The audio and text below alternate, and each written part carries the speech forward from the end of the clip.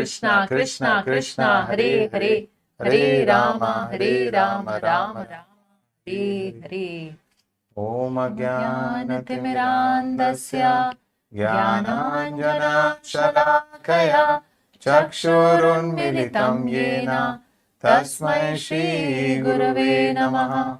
Shri Chaitanya Manobhishtam Sthapitam Yena Bhutale Swayam Rupa Kadamahyam Dadati Swapadantikam. Vandeham Shri Guru Shri Yuta Kamalam Shri Gurun Vaishnavamscha Shri Rupam Sagrajatam Sahagana Raghunathanvitam Tam Sajivam Sadvaitam Savadhutam Parijana Sahitam Krishna Chaitanya Devam Shri Radha Krishna Padan Sahagana Lalita Shri Vishakhanvitamscha. He Krishna Karuna Sindhu Dinabandhu Jagatpate Gopesha Gopika Kanta Radha Kanta Namastute. Tapta Kanchana Gaurangi Radhe Vrindavaneshwari Vrishabhanu Sute Devi Pranamami Haripriye.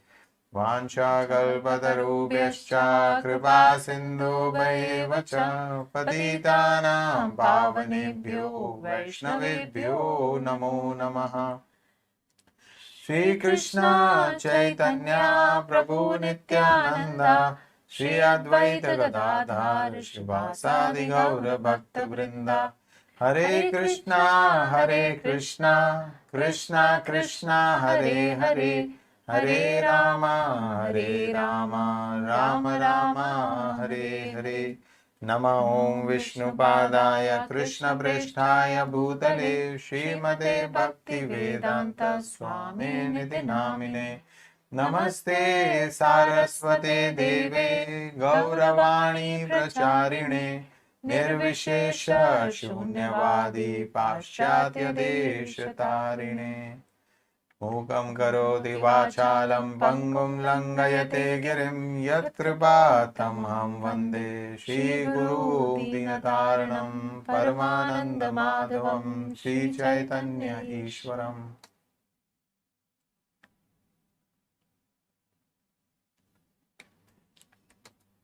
Hare Krishna. So we welcome you all for the second session of 6th trimester, where we are in chapter number 16. Krishna willing, we will complete the chapter today. So here is a quiz based on last session. It is a comparatively easy quiz. So if you read it carefully, I'm sure we all will get 100%. So take your time and read the quiz, and once you are done, kindly mark the attendance.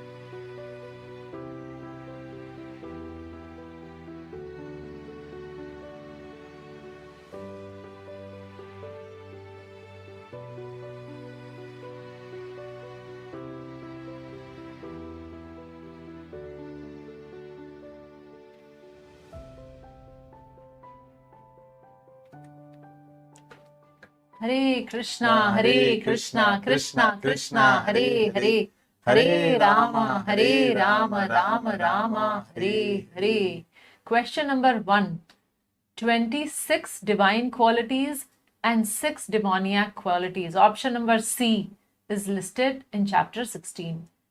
Question 2. Charity, self-control and performance of sacrifice are essential qualities.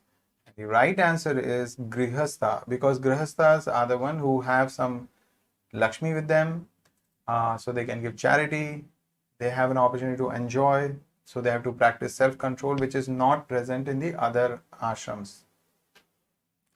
Question number 3, purpose of charity is, so we need to understand that charity is such an important aspect of Grihastha life. By just giving the charity, what happens? 1, a person's attachment is reduced. Second, the income gets purified, because I may be earning my income through fair means, but the overall my company may not be making completely fair means income, and so I also get some karmic reaction there. So that purifies, that act of charity purifies the income. And third is that a person advances in Krishna consciousness. So all the 3 is the correct option. Also, Janmashtami is coming, so it's a nice time to actually do the charity, because it is Krishna's birthday, so we all need to show our gratitude. So like any birthdays, we go with a gift, so there is a time for giving the charity. Very shortly we'll be sending you the details also, as in how you can donate. Easiest way is if you visit our website studygita.com, and there is an option of donate us, so you can click and you can make some charity for Janmashtami. Wonderful. Next question. A divine personality leads regulated life according to scriptural injunctions. Well, following the scriptural injunctions and leading life according to those instructions makes a person divine. So the statement is true. The next question, by practicing devotional service, all the divine qualities naturally manifest in us. So the correct answer is true, and it is such a benediction. We don't have to try to do all the other things. We just practice devotional service, and all the other qualities like compassion, kindness, honesty, so all integrity, all these qualities automatically develop in a person who practices devotional service. Next question. Demons accept and follow spiritual authority in times of difficulty? This was a slightly tricky question. Demons do not accept spiritual authority. They do not accept scriptures. So this statement is false. Next question. Improper behavior, untruthful, and do not follow Shastra. So all of the above are part of the demoniac nature. Next question. Demons declare that the world is a product of lust only, and this statement is true. And the last question for today, demoniac people are engaged in. So we saw the last life lesson also, it was linked to this one. Painful, horrible, and destructive acts. So B is the correct answer. And here we begin with the next section of chapter number 16. So we have already covered till verse 10 and we would proceed from there. The demoniac nature. So here is a short video requesting you all to carefully check it out. The demoniac is engaged in activities that will lead the world to destruction. They try to enjoy this material world to the utmost limit and always invent something for sense gratification. Such materialistic inventions are considered to be the advancement of human civilization. Still, the result is that people grow more violent and cruel to animals, and hostile to other human beings. They have no idea how to behave toward one another. Animal killing is very prominent amongst demoniac people. Such people are the enemies of the world because, ultimately, they invent or create something which will bring destruction to all. The demons have no satiation for their lust. They will go on increasing their insatiable desires for material enjoyment. Although they are always full of anxieties on account of accepting non-permanent things, they continue to engage in such activities out of illusion. They have no knowledge and cannot tell that they are heading the wrong way. Accepting non-permanent things, such demoniac people create their own god, create their own hymns, and chant accordingly. Thus they become more and more attracted to two things: sex enjoyment and accumulation of material wealth. Such demoniac people are only attracted by wine, women, gambling, and meat-eating. Those are their unclean habits. Induced by pride and false prestige, they create some principles of religion unapproved by the Vedic injunctions. The demoniac accepts that the enjoyment of the senses is the ultimate goal of life, and this conception they maintain until death. They do not believe in life after death, and they do not understand that one takes on different types of bodies according to one's karma or activities in this world. Their life plans are never finished, and they go on preparing plan after plan, all of which never ends. As the demoniac person has no faith in God or the supersoul within, he performs sinful activities simply for sense gratification. He does not know that a witness is sitting within his heart. Therefore, he feels free to do anything for sense enjoyment, regardless of the consequences. The demoniac person thinks, so much wealth do I have today, and I will gain more according to my schemes. So much is mine now, and it will increase in the future, more and more. He is my enemy, and I have killed him, and my other enemies will also be killed. I am the Lord of everything. I am the enjoyer.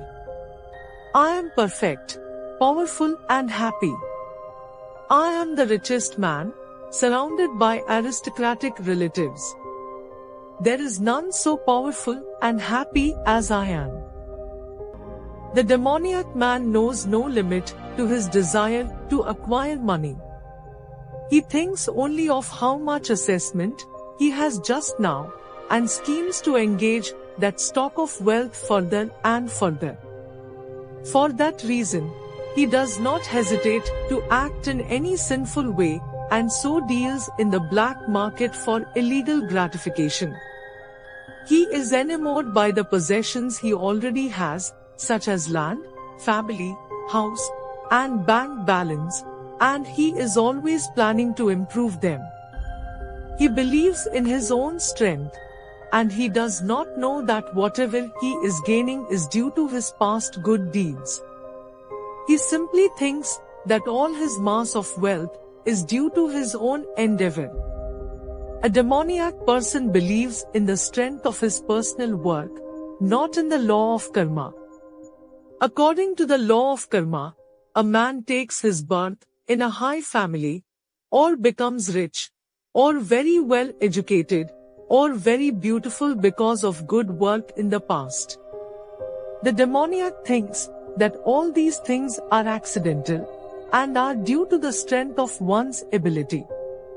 They do not sense any arrangement behind all the varieties of people, beauty, and education. Anyone who comes into competition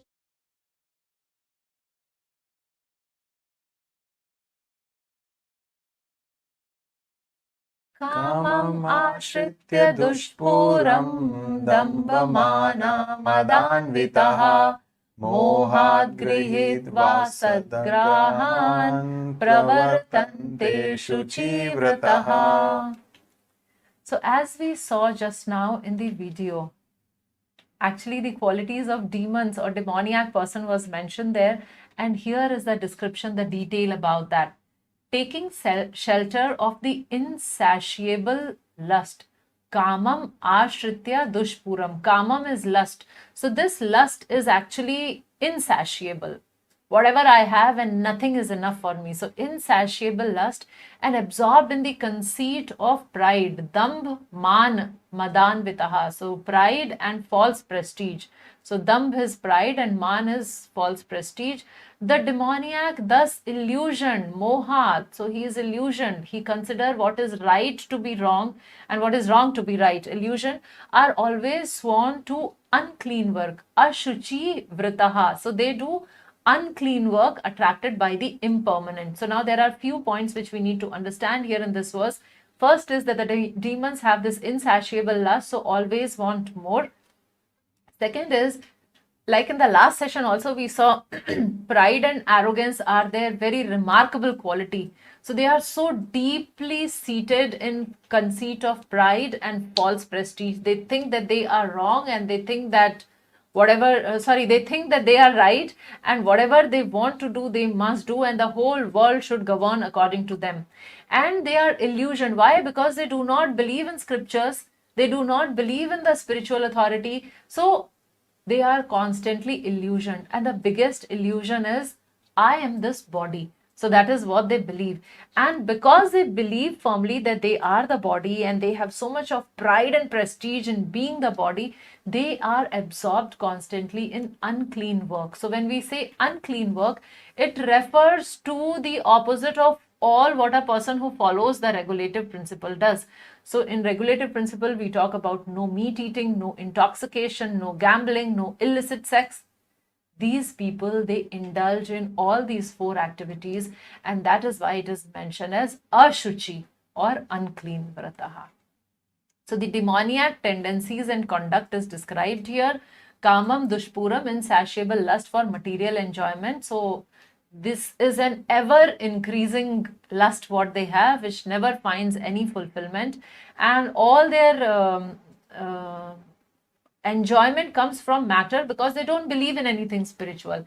Then is dambh man madan prataha, absorbed in arrogance and pride and false prestige. So they are blinded by pride. They are always in illusion. They cannot see from the eyes of scriptures. They do not know what is right and what is wrong. So they can never make the right decisions. And then pravartante ashuchi vrataha, unclean vows and activities. And they are attracted by impermanent. So what is impermanent? Everything in this material world is impermanent because this material world itself is temporary and our body is temporary. But their activities all revolve around the temporariness of the thing. And that is why even if they get something, their desire is not satisfied because their desire is constantly increasing, and what they acquire is very, very temporary. So this is all what these demoniac people, they live for. And here is the first life lesson. Ye dil mange more. No satisfaction and constant hankering. It's a demoniac tendency. So if we have that, if we connect with this line that ye dil mange more, I want more, I want more, I want more, it's a demoniac tendency within us. Chintam aparimeyam cha pralayantam upashritaha kamopabhoga parama etavad iti nishchitaha asha parshatair baddha kama krodha parayanaha ihante kama bhogartam anyayenartha sanchayan. They believe that to gratify the senses is the prime necessity of human civilization. Thus, until the end of life, their anxiety is immeasurable. Bound by a network of hundreds of thousands of desires and absorbed in lust and anger, they secure money by legal means for sense gratification. So here we see their belief system. They believe that the purpose of life is to gratify senses, that this is the most important activity and necessity of human civilization. So this is their belief system.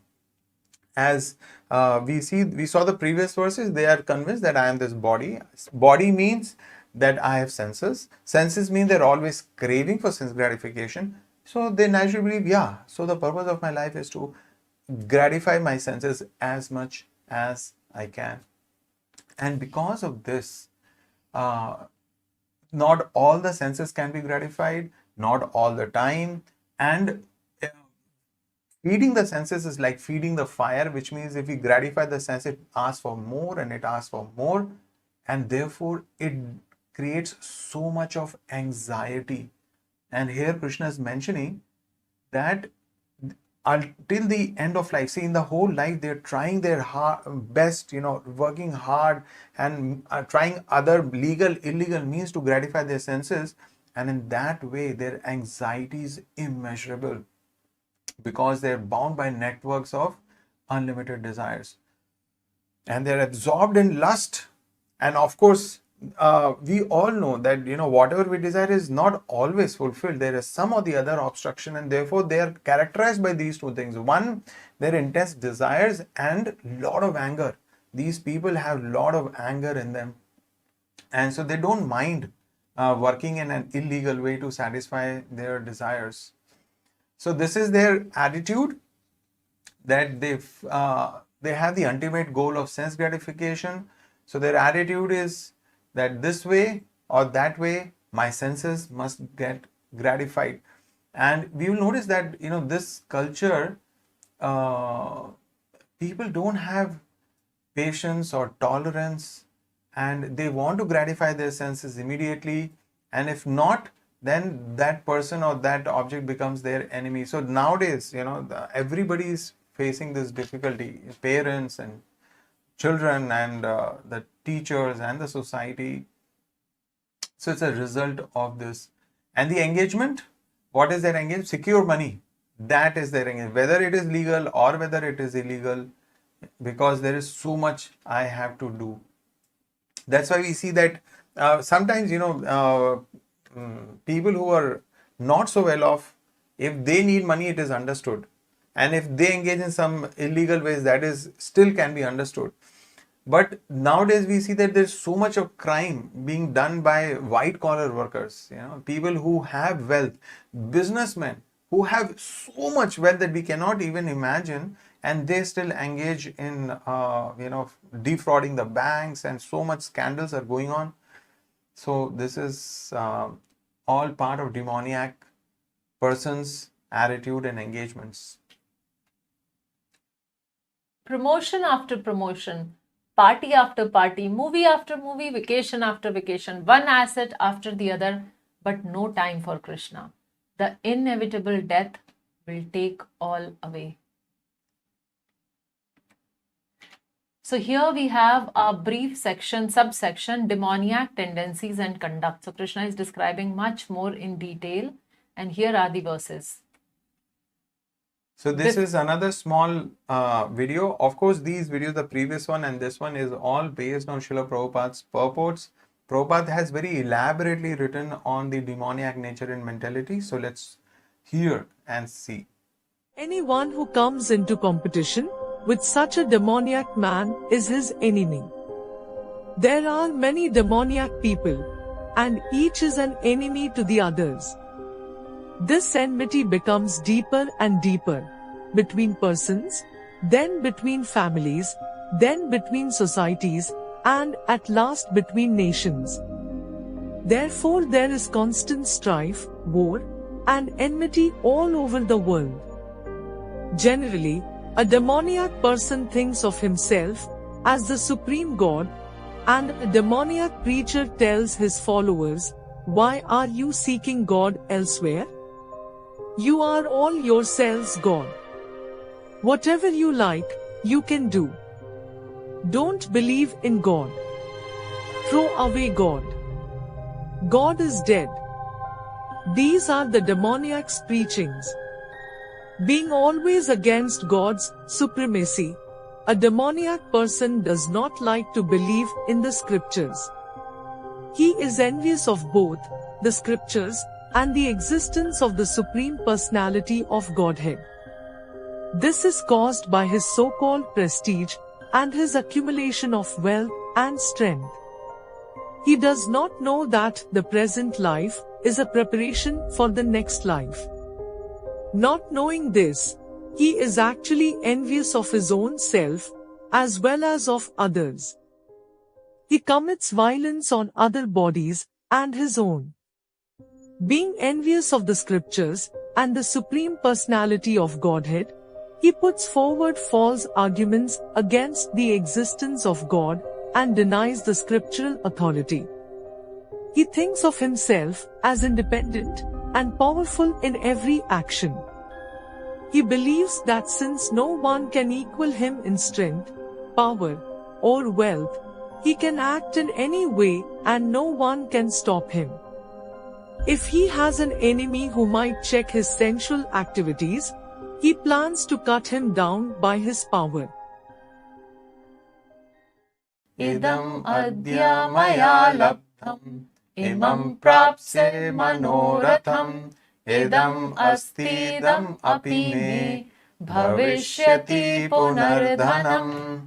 The demoniac person thinks, so much wealth do I have today, and I will gain more according to my schemes. So much is mine now, and it will increase in the future more and more. So actually this is the description of the manoratham. What is his mind? What goes on within him? What is his meditation? So he is meditating here in the verse number 13. We see that he is thinking about how he can acquire more and more wealth. And he believes that it is because of his hard work that he is earning money. He does not pass on any credit. He does not acknowledge the presence of the Supreme Lord. He does not take into account the laws of karma, etc. He just thinks that this wealth I have attained from my efforts, and that is why it belongs to me only. Asau maya hatah shatrur Anishya chaparanapi, Ishvaroham maham bhogi, Siddhoham balavan sukhi. He is my enemy, and I have killed him, and my other enemies will also be killed. I am the Lord of everything. I am the enjoyer. I am perfect, powerful, and happy. So this is his outlook towards those who obstruct his sense enjoyment. So then then immediately even a family member becomes an enemy. Even a friend becomes an enemy if that person obstructs his sense gratification. And we see there's so many such examples. So everybody becomes his enemy if there is an obstruction and he's not able to gratify his senses. And he goes to the extent of even killing them. So we see that there is fight between brother and brother, there is fight between communities, there is fight between the nations. And so it is all because of these demoniac tendencies. And he feels Ishwaroham, that I am Lord of everything. Everything, I want to control as much as I can. Aham bhogi, I am the enjoyer. So this is actually completely opposite of Krishna consciousness, because like earlier Krishna had explained that I am the enjoyer of this universe. I am the bhokta of this universe. Bhokta ram yagya tapasam. So all the yagyas and the tapasya that people perform, actually it is done for pleasing the Supreme Lord. But here this person, whatever he sees, whatever he can acquire, he says, no, that's all meant for my enjoyment, and he does not want to part it away with anyone else. He thinks Siddho Ham Balavan Sukhi, that I am perfect. I am so good, I am perfect, I am so strong, and I am happy. So this is how he feels. Some people may tell him, Are, you have received so much of wealth and so much of power. It is by the grace of the Lord. You would have done some previous pious activities, and it's a result of that. It's fate, it's by sanction of the Lord. But these demonic people do not accept that kind of thought. Adyo bijanvanasmi konyo asti sadrisho maya yakshe dasyami modishya iti yajnana vimohitaha. I am the richest man, surrounded by aristocratic relatives. There is none so powerful and happy as I am. I shall perform sacrifices, I shall give some charity, and thus I shall rejoice. In this way, such persons are deluded by ignorance. So actually the previous verse was reminding me of Hiranyakashipu, and this verse is reminding of Ravan. Like how the description is there, like how Raman would think that I have this whole golden Lanka, I have so much money, and I have so many queens, and I have so many like my assistants and everybody, and I'm most powerful. And he would do some sacrifice and charity also. He was a Pandita, he was learned. So he would do those things, but everything was centered around himself. Everything for his own selfish needs he would perform. So even if they do not believe that Supreme Lord exists, but then they may give charity. Why they would give charity? For their name and fame. Because they have so much of pride and arrogance, and they want to gain prestige in society, to show it off. So like even if they are giving some donation, they would ask that what would I get in return? Right? So that is their mindset. So whatever they perform, even the sacrifices that they are performing, it is more of a social affair, a very lavish arrangement rather than being devotional. So that social aspect and that prestige aspect is very, very important for them. So here are some of the dialogues which such a person speaks. Whoever competes with me is my enemy, and I will destroy them. I am the best. Actually, I have met many people who say like that I'm the best. I'm my own favorite. I have gained this today. Next, I will fulfill my other wishes and desires. Nothing is illegal. Let me do it. Just enjoy. Let me just enjoy. He does not even the state laws also does not forget about scriptural laws. Even the state laws does not matter to him if it comes to his enjoyment. I will manage the justice system. I'll manage the police. I'll manage the judges. I'll manage the politicians. I can manage anything and everything. I can manage the government. This is how at that level they think. My current wealth should go on increasing. So that is another focus. So that is what you ask them, what is the goal of life? So this is their goal of life. All I possess is only on my strength.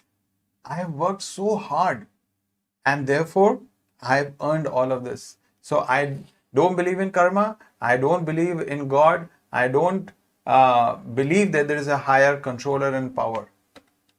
There is nothing like good karma. Aneka chitta vibranta mohajala samavritaha prasakta kama bhogeshu patanti narakeshu chau. Thus perplexed by various anxieties and bound by a network of illusions, they become too strongly attached to sense enjoyment and fall down into hell. So, as we heard earlier, because of almost unlimited desires and then these attitude, that insatiable lust and great amount of anger, so much of anxiety, and the asha pash, the network of illusion and the desires. So what happens is that they are just very, very strongly attached to sense enjoyment. And we learned in the 8th chapter, yam yam vapi smaran bhavam, whatever we remember at the time of death, that state we achieve without fail. So these people are very much attached to sense gratification. In the process, they have committed so many sins. They do not accept dharma and adharma. For them, whatever is good for their senses, they will engage in it. So what result can they expect? And Krishna is explaining that patanti narake ashuchau, they fall into unclean, ashuchau, hell. So it is described that there is a particular Vaitarni river is there in hell, which is full of blood, pus and bones. So then example is given that they fall into such river and they suffer there. So destination of the demoniac, of course, is the hell. This is what their future looks like. How is it looking? In the picture you can see. It's very... How many of us are looking forward to such a future? So this is all, if we don't... So now we are... It is not that, these demons, like this small logo is there, with their two spikes and long ears, spiked ears. So it is not that such people are there. Well, these tendencies are in us also. Right? And we see that to the extent we have such demoniac tendency in us, to that extent we'll be anxious, to that extent we'll be having misleading thoughts, and we'll be covered by a net of illusion. So unless we work on our attachments to enjoying the sense object, unless we moderate them, reduce them, of course, by engaging in Krishna consciousness, this can be naturally moderated. Otherwise, this is our future destination. Be careful of your desires. It may lead to the endless loop where you fulfill one and another pops up. Please understand that sense enjoyment is like fire, and feeding the senses is like putting fuel in fire. So by putting the fuel in fire, we cannot extinguish it. So if we fulfill one desire, another one will soon pop up. Atma sambhavita stabdha dhanmana madanvitaha yajante nama yajyaste dambena vidhipurvakam. Self-complacent and always impudent, deluded by wealth and false prestige, they sometimes proudly perform sacrifices in name only. And how do they perform sacrifice? Avidhi purvakam, without following any rules and regulations. So they may organize, so as we were discussing before, that they may organize big sacrifices, but that is also just because they want to proudly present themselves. They want to show how big they are, or how much money they have, etc., or how pious they are. So for that they may perform this, but they do not care for any spiritual authority. They do not follow any scriptures. Whatever they desire, they do it their own way. So it also becomes a showbiz. It's a showbiz, yes. So they are self-complacent. So this is the hypocritical nature of the demons. So they are self-complacent because they think that nobody is beyond me. I am all in all. Like how Hiranyakashipu goes to the extent of trying to kill his own son because the son was telling you that somebody else is superior to him. So this is what the demoniac tendency is. They are deluded by wealth and false prestige. So much wealth because they constantly think of accumulating more and more wealth, and they do not care about legal or illegal means, whatever way, but they want more to satisfy their insatiable lust. So that is how they have lots of wealth and false prestige. And they are completely illusioned by that because they think that that is who I am. They do not understand that their real identity is a part and parcel of Krishna. They are impudent, they do not believe in any authority, and they don't show due respect. Because why they are impudent? Because they are self complacent, because they think that they are the best. So, if they are the best, then why would they go for any authority? Any matter, anything, they think that they know more than anyone else. And they perform religious rituals in name only. So they disregard the rules of scriptures and manufacture their own ways of performing sacrifice. They may manufacture their own god also. Unless utilized in the service of Krishna, wealth and prestige may do much more harm than we can possibly estimate. So, when we read scriptures, we find examples of such wonderful devotees like Rupa Goswami and Sanatan Goswami. So, they were the ministers, they were holding very important positions, and they were very, very rich people. But then they decided that this wealth and prestige, because it was not helping them in serving Krishna, because they were working in some other government, atheistic government, so they decided to give it up completely because this wealth and prestige was not helping. We also have examples of Amrish devotees like Amrish Maharaj or Janak Maharaj. So with all their wealth, they were utilizing in the service of the Supreme Lord. So our wealth, prestige and all the talents, whatever we may have, it becomes successful only if we dovetail in the service of the Supreme Lord. Ahankaram balam darpam kamam krodham cha samshritaha mamatma paradeshu pradvishanto bhaya sukhaha. Bewildered by false ego, ahankaram, strength, balam, darpam, pride, lust and anger, the demons become envious of the Supreme Personality of Godhead. So they become crazy because of their ahankar, because of their strength and pride and lust and anger, that they become envious of the Supreme Lord Himself, who is situated in their own bodies and in the bodies of others, and blaspheme against the real religion. Of course, there is no dearth of such people nowadays. And so they are completely bewildered that the Lord residing in their own body, in their own heart, and they declare there is no God, and they declare that sometimes God is dead, they will say, or God doesn't exist. So this is the kind of enviousness they portray because they're bewildered by all these things, and they blaspheme against the real religion. So we see that again against ISKCON, there are governments, sometimes there are communities who will begin to persecute the devotees. We saw in many places. We saw in Russia this happened. Some Western countries it happened.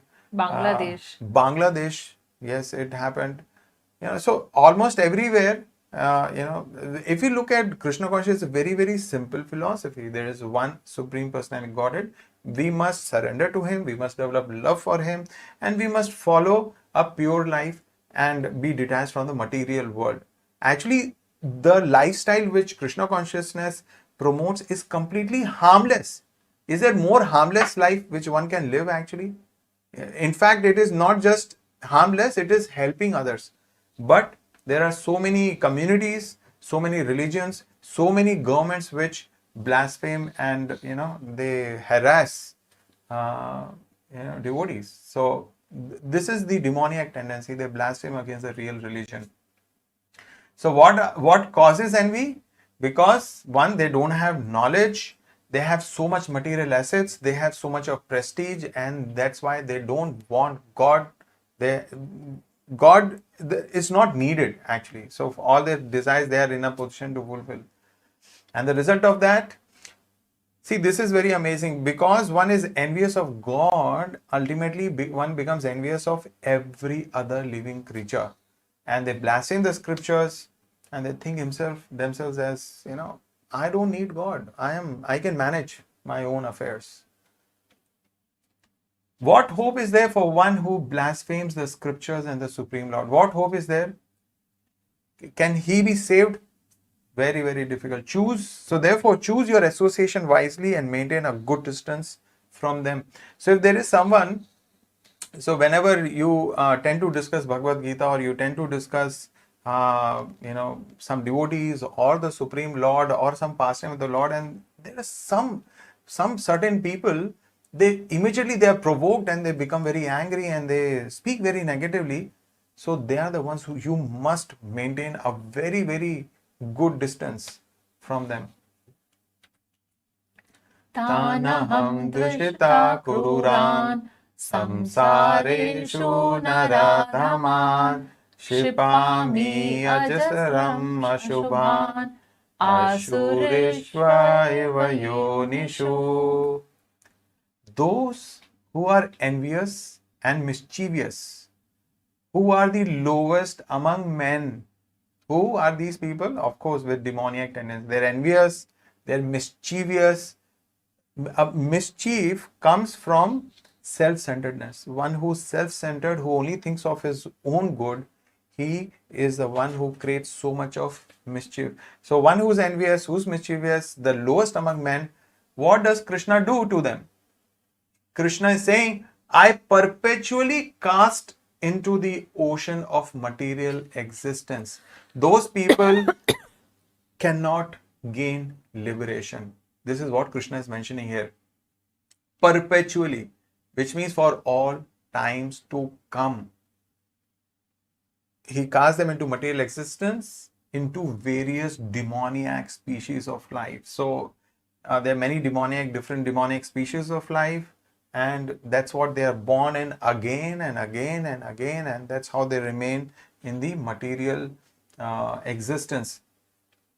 So there is no hope for them to attain liberation. Now we may say, oh, God is very cruel, huh? If God wants, he can help these people. Now, why is God not helping these people? So there are two things. One, we need to understand. One, Lord reciprocates the way we approach him. So if we want to envy him, if we want to hate him, if we don't want to see his face, then what Lord will do? Lord will make an arrangement that we don't see his face. And that is how we remain in the material world. So Lord perfectly reciprocates with them. So when he says that perpetually cast, perpetually they want to be away from the Lord. So it is very natural, right thing for the Lord to do. And second thing, what we can understand from this is that yes, Lord can give them mercy. Lord can elevate them in spiritual life, in Krishna consciousness. But Lord also needs some reason to do that. And he doesn't see a good reason to bestow his grace upon them. So in the whole thing, we need to understand that although Lord is saying, I perpetually cast them into the ocean of material existence, God does not hate them. Because ultimately, these demoniac people who have these demonic tendencies are also part and parcel of Krishna. They are also his sons only, sons and daughters. So they are all very dear to the Lord. But because of this attitude, Lord says, okay, continue. So Lord does not hate them. Asurim yonimapanna mudha janmani janmani mama pravyeva kaunteya tato yanti adhamam gatim. Attaining repeated birth amongst these species of demoniac life, O son of Kunti, such persons can never approach me. Gradually, they sink down to the most abominable type of existence. So such people with demoniac tendency, Krishna is actually, by the time Krishna has come to these set of verses, because he has been discussing from verse number 4 till verse number 18 all the qualities of these demoniac people. So he is sort of angry, and out of anger he is saying that I perpetually cast them and they can never approach me. But we also read in scriptures things like Shishupal, who was actually insulting Krishna. Right on his face, he would insult Krishna, and Krishna had taken a vow that he will forgive him for 99 times, and he forgave. And the 100th time, what did Krishna do to Shishupal? He liberated him.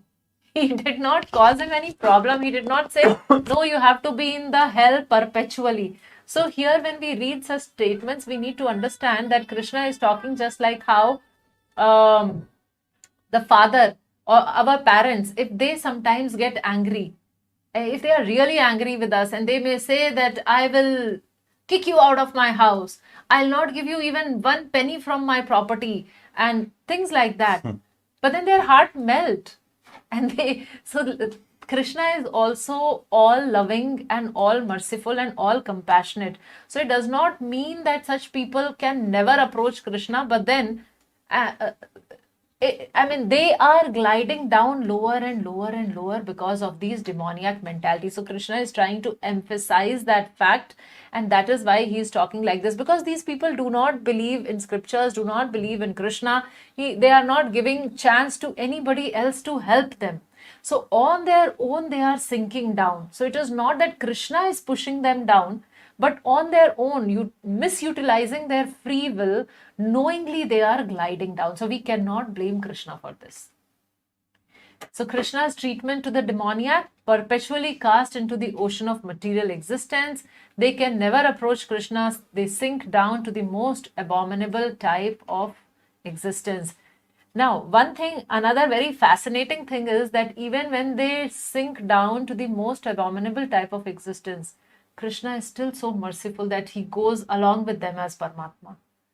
So Krishna is always there. So if somebody is killed by Krishna, he attains perfection. If somebody glides down, still Krishna goes there. At every nook and corner, Krishna is sort of like planted his representatives here and there. So we keep getting the message of Krishna. So beyond that, what Krishna can do? So we make our own choice if we want to go to hell or we want to go back to Krishna. So the choice is ours. Supreme Lord is supremely merciful. He has no hatred for anyone. As per the activities and mentality of an individual, one is placed in various bodies. We cannot blame Krishna for anything. Why? Because it is our choice. And that is the next section, the choice. So the last 4 verses of this chapter talks about choice. Verse number 21 to 24. त्रिविधं नरकस्येदं द्वारं नाशनमात्मनः कामः क्रोधस्तथा लोभस्तस्मादेतत्त्रयं त्यजेत्. There are 3 gates leading to this hell. So we better identify these 3 gates and avoid them. Lust, anger, and greed. Every sane man should give these up, for they lead to the degradation of the soul. So although soul is eternal spirit particle, part and parcel of Krishna, but if we associate and we give ourselves into lust, anger and greed, then the soul is degraded.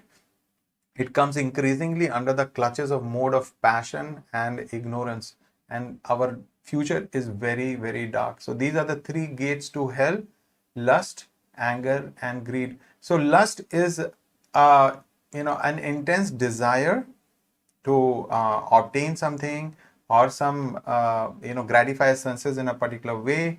Of course, we have by now we have understood that if lust is obstructed, it leads to anger, and then gradually this lust becomes greed, which means we become mad, and somehow or other we must fulfill this lust. So greed is a very, very intense expression of desire. So these 3 lead us to hell. So we must be very, very careful. Krishna is giving us a warning here that we must avoid this in all possible ways. And the natural way is this all happens because our heart is contaminated. Maybe our people whom we are associating with is contaminated. Maybe what we are putting into this body is contaminated. So if we take up the process of Krishna consciousness, naturally, gradually we will become clean of this contamination, and the lust, anger and greed will subside and the divine qualities will emerge. A sane man who does not want to glide down to the species of demoniac life must try to give up these 3 enemies, which can kill the self to such an extent that there will be no possibility of escape. Please remember the words Krishna says, perpetually cast them into the material ocean. So this danger is a clear and present danger. So we must always keep that in mind. Etai vimukta kaunteya tamodvaraistribirnaraha acharati atmanah shreyas tato yati param gatim. The man who has escaped these three gates of hell, O son of Kunti, performs acts conducive to self-realization and thus gradually attains the supreme destination. So in the previous verse, Krishna was talking about that there are three gates. So those three gates, lust, anger and greed, would lead one to the darkest, deepest region of ignorance. But if we are intelligent enough to avoid these three gates, and how do we avoid these three gates? By following scriptures, by following spiritual authority. So if we follow the scriptures, then gradually we move from animal life to human life. We understand who am I, we start performing devotional service, and then all perfection is guaranteed. So that is how, if we escape, so Krishna said that if you take those three gates, you go to hell. If you escape the three gates, then self-realization and supreme perfection. Param gatim. So the result of escaping three gates is self-realization and supreme destination. If one is fortunate, he overcomes lust, anger and greed and finally rises to the platform of Krishna consciousness, then the success is guaranteed. So all of us who are participating here, we are actually very fortunate. Krishna consciousness has been offered to us. Now it is up to us to utilize it and make the best out of it. Yah shastra vidhimutricya vartate kamakarataha na sasiddhim avapnoti na sukham na param gatim. He who discards spiritual injunctions, Shastra Vidim Utsrijya. So who discards scriptural injunctions, who rejects them, who does not have faith and belief in them, and acts according to his own whims. So that is very natural. If I do not have the guiding principles, the moral dharma guiding principles come from scriptures, the word of God. And if I discard them, I don't have faith in them, I reject them, then what will happen is, then I will be governed by my own mind. I will be governed by whatever my senses like. So I will act according to my own whims and fancies. Then what will happen? Na sa siddhim avapnoti na sukham na param gatim. So neither there is perfection, nor there is happiness, nor there is supreme destination. So this whimsical thing is, we need to understand that he acts and he performs forbidden acts, which should not be done, and then acts that should be done, he does not do. Because scriptures, nowadays there is so much of confusion. People are not, the teachers and the colleges, and they may teach some certain subjects, but they are very afraid in telling what is right and what is wrong. There is this, because, there is so much of questioning of these scriptural values. So when one does not know what is right, what is to be done, what is not to be done, then person acts whimsically. What should not be done, he does. And what should be done, he has no knowledge, so he will not do. So that is why this person is in great jeopardy. Tasmat shastram pramanam te karya karya vyavasthitau gyatva shastra vidhanoktam karma kartum iharasi. One should therefore understand what is duty and what is not duty by the regulations of the scriptures. Shastram pramanam. So what is right, what is wrong, what is to be done, what is not to be done. From where do I get it? Shastra. Shastra are the praman. So whatever is presented in the scripture, that we take as bona fide, that is authority. Knowing such rules and regulations, one should act so that he may be gradually elevated. So we discussed the demon who actually goes to hell, who's missing out on perfection and ultimate happiness. And here is a person who is actually following scriptures. So scripture helps us to overcome all our deficiencies.